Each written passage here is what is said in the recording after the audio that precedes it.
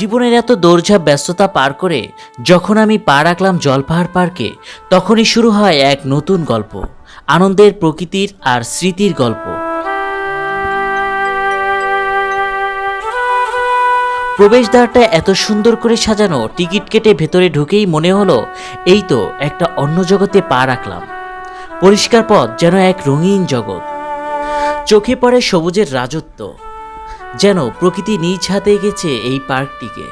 প্রতিটি কোণ যেন এক একটি পেন্টিং, জীবন্ত, মনোমুগ্ধকর।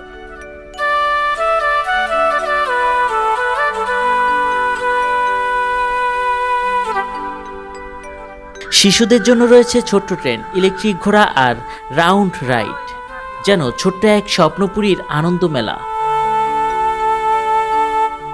আর নাগরদোলায় চললে তো আকাশই হয়ে যায় আপনার নিচের মাটি, এক ঝলকেই পুরো পার্ক চোখে ধরা দেয়।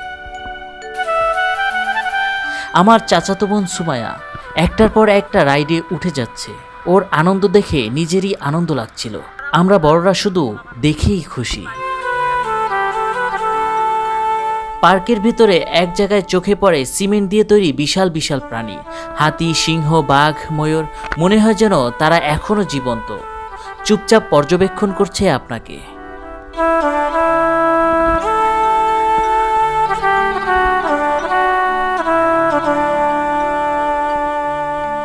সুমাইয়া তো সিংহটার গায়ে উঠে সেলফি তুলল, বলতেই পারেন এটাই ওর হাইলাইট ছিল।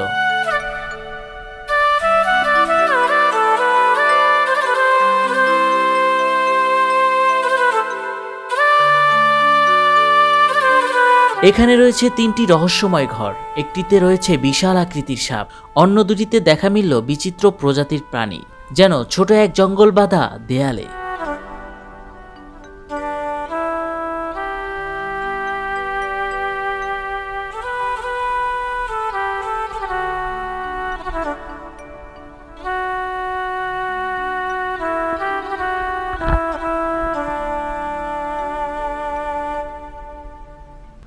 ছোট একটি লেক, আর তার উপরে দুলে ওঠা একটি ঝুলন্ত ব্রিজ।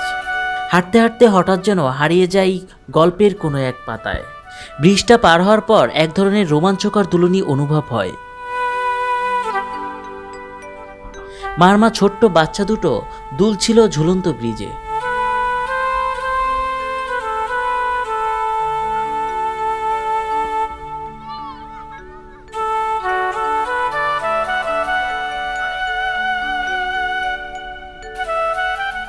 গোটা পার্ক জুড়ে ছড়িয়ে আছে মন জুড়ানো গাছপালা, ফুল আর সবুজ ঘাসে ঢাকা এই পথ।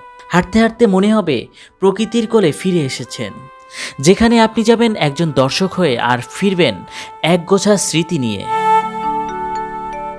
দেশের বিভিন্ন প্রান্ত থেকে আসে মানুষ, কাটায় একটুখানি প্রশান্তির সময়। পরিবারের সঙ্গে কাটানো এই মুহূর্তগুলো স্মৃতির পাতায় থেকে যায় চিরকাল। ছবির ফ্রেমে বন্দী হয় দারুণ সব স্মৃতি। দিন শেষে যখন সূর্য অস্ত যায়, তখন থেকে যায় একরাশ আনন্দ আর হৃদয়ে ভরা ভালো লাগা। প্রকৃতির কোলে এক শান্তির আভাস।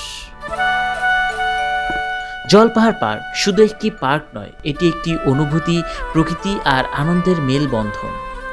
আপনি এসেছিলেন পর্যটক হয়ে, ফিরে যাবেন স্মৃতির মালা বনে।